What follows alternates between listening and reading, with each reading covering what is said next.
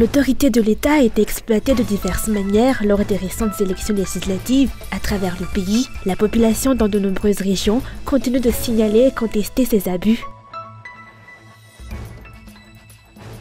Les noms de la plupart des citoyens ayant reçu une carte électorale lors de l'élection présidentielle du 16 novembre 2023 ne figuraient pas sur les listes électorales utilisées lors des dernières élections législatives. Certains citoyens y voient une manœuvre politique délibérée. Dans l'actualité internationale, 5 cercueils ont été retrouvés samedi au pied de la Tour Eiffel. Dans une possible opération d'ingérence étrangère, les 3 hommes soupçonnés d'avoir déposé ces cercueils ont échappé lundi à une mise en examen, sont placés sous statut de témoins assistés et demeurent libres.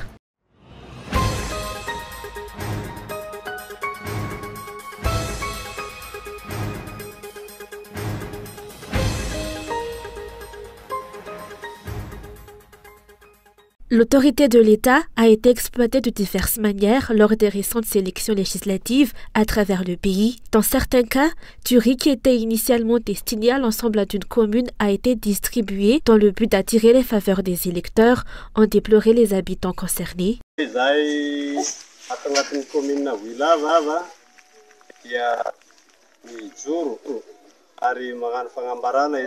Nous, habitants de Vuilave, n'acceptons pas les irrégularités survenues dans notre commune lors de ces élections législatives. Dans l'une de nos localités, du riz destiné aux nécessiteux et envoyé par les autorités pour notre commune a été initialement bloqué, puis distribué à des fins de propagande. Nous condamnons ce comportement car le riz était destiné à l'ensemble de la commune, mais a été finalement distribué qu'à un Funkuntan.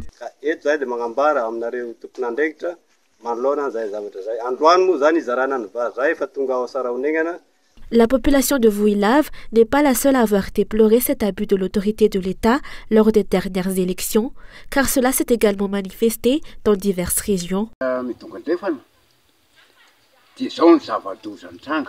Amidungandrifan, même le PDS, avec son écharpe distinctive, a participé à la propagande un mardi. Je me souviens très bien de sa tenue, un t-shirt arborant la photo d'Andrazuel et son écharpe. Je n'avais pas d'appareil photo à ce moment-là pour capturer la scène. De plus, actuellement, une seule personne ne s'occupe de rédiger les procès-verbaux. Elle est la seule à signer et à effectuer le travail de plusieurs délégués.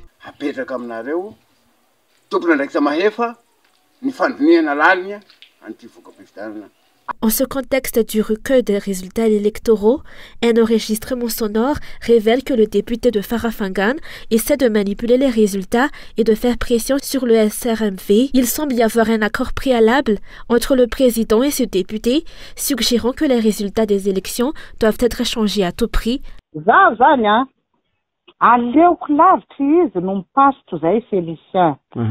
Je préfère nettement qu'elle passe plutôt que Félicien. Ce qui doit se produire, c'est qu'elle et Pinchard doivent obtenir une place à l'Assemblée nationale, car mon accord avec le PRM veut que Pinchard démissionnera par la suite et que je prendrai sa place à l'Assemblée. Il est inadmissible qu'il ne me fasse pas remonter à l'Assemblée, a-t-il affirmé. Toutes les stratégies visant à garantir que cela se produise doivent donc être mises en œuvre, ce qui inclut bloquer Félicien, car sa popularité est déjà en déclin. Réaliser cela est facile, un en première position et Pinchard en deuxième.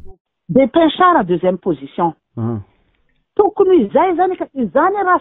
En ce sens, la responsabilité des autorités compétentes face à de telles situations reste sujette à question. Cette préoccupation a été exprimée pendant la campagne électorale, mais elle est particulièrement prégnante maintenant que les résultats des élections sont en cours de collecte.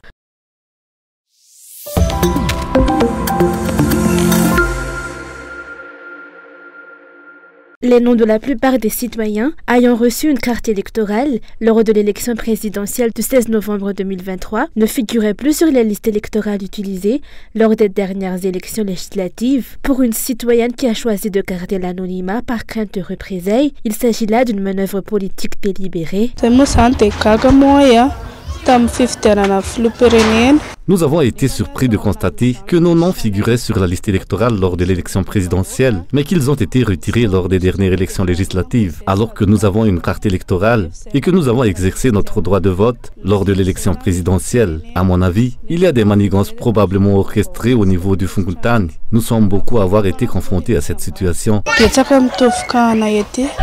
Mis à part cette femme, la majorité des électeurs munis de cartes d'électeurs, mais absents des listes électorales, ont refusé de s'exprimer par crainte de poursuite. Ceux qui ont exprimé leur opinion ont presque tous été persécutés, ont-ils déclaré. De plus, selon les politiciens, la radiation des noms de ceux qui avaient reçu de cartes d'électeurs lors de l'élection présidentielle est clairement une élimination directe de ceux qui n'ont pas voté lors de l'élection présidentielle.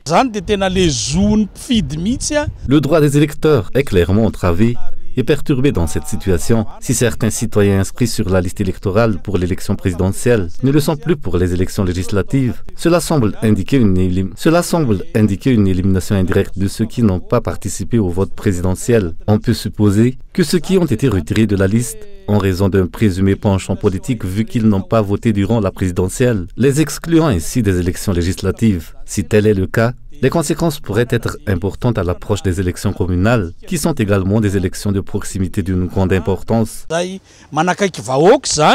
Selon les explications, si la situation actuelle perdure, il est difficile de s'attendre à un apaisement du climat électoral, en particulier dans le contexte des prochaines élections communales prévues pour novembre prochain.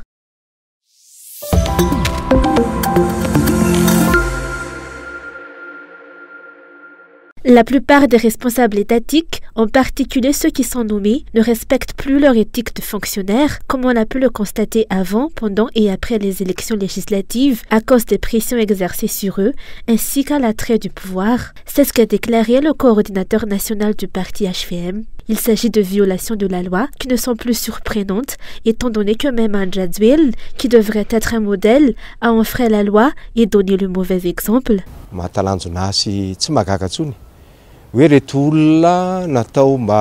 Il n'est plus surprenant de voir des individus censés être les piliers des citoyens dans les localités, comme le préfet, le chef de district, le délégué administratif, les chefs Fonkuntan et les agents du ministère, se retrouver mêlés à des activités illégales. Je m'excuse auprès des étudiants de l'école de l'administration, mais certains de vos condisciples qui occupent des postes de responsables nommés se sont livrés à toutes sortes de fraudes. Durant ce processus électoral, nous avons vu le préfet d'Ambatondrazak ainsi que des chefs de district et de Fonkuntan dans de nombreuses régions et dans la capitale s'impliquer dans ces pratiques. Est-ce pour cela que vous avez été formé?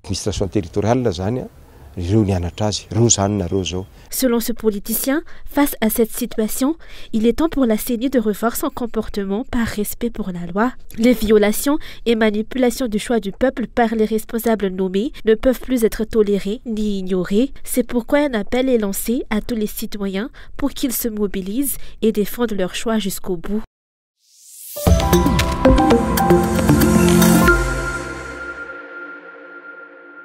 De nombreux points doivent être améliorés afin de renforcer la lutte contre le blanchiment d'argent et l'utilisation de fonds illicites à Madagascar, a déclaré aujourd'hui le directeur général de Samifin, le service des renseignements financiers. Des sommes considérables d'argent sale circulent actuellement dans tout le pays, résultant du laxisme et de la mauvaise gouvernance.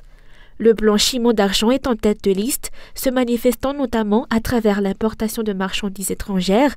À ses côtés, la fraude fiscale. À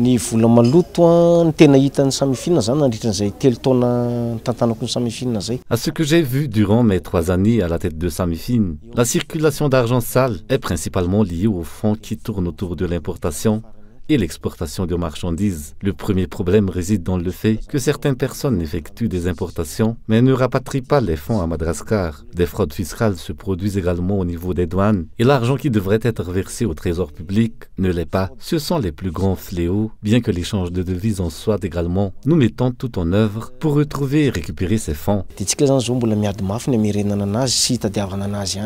La coopération de l'État avec les systèmes destinés à lutter contre l'utilisation d'argent sale ne suffit pas, d'où son expansion.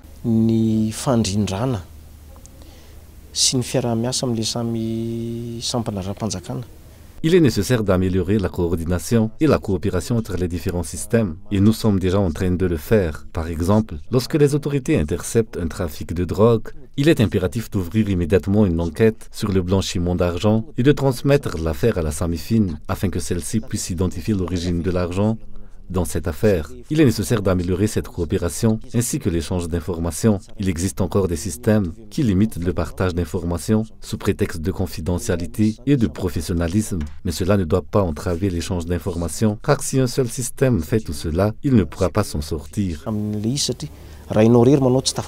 Pour faire face à cette situation, des responsables malgaches ont bénéficié d'une formation dispensée par des professionnels étrangers spécialisés dans l'élaboration des lois visant à lutter contre le blanchiment d'argent, le financement du terrorisme et la prolifération d'armes de destruction massive.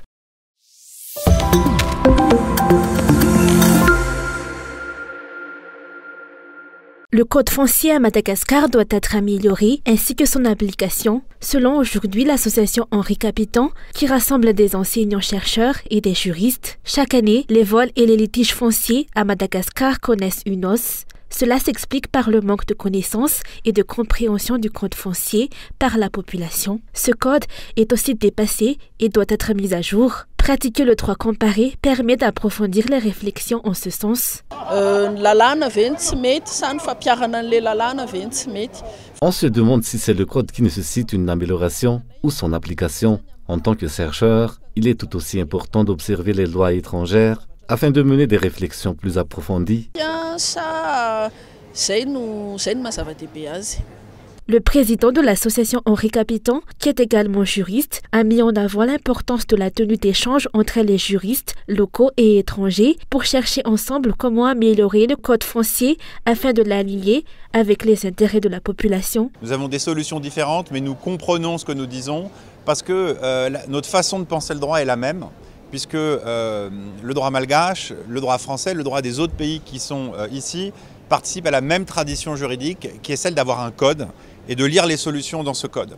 Et je crois qu'au terme de ces 3 jours de congrès, on sera en mesure peut-être d'identifier des solutions, des meilleures pratiques, de façon à respecter le droit de propriété sur le sol, de l'identifier, parce qu'un des sujets qu'on a dans différents pays et qu'on peut avoir à Madagascar, c'est de vérifier l'existence même de la propriété, de prouver la propriété sur une parcelle. Ça, ce sont les questions qu'il faut aborder et ce sont des questions sur lesquelles les juristes des différents pays échangent et j'espère que ça sera utile aussi pour les juristes de Madagascar et tous les habitants. La célébration des Journées internationales de l'association Henri Capitan a débuté hier à l'université d'Antananarivo et se déroulera durant 3 jours. C'est une initiative qui s'inscrit dans la quête d'une solution aux nombreux litiges fonciers du pays, à laquelle participent des juristes, des enseignants, des chercheurs et des responsables étatiques étrangers.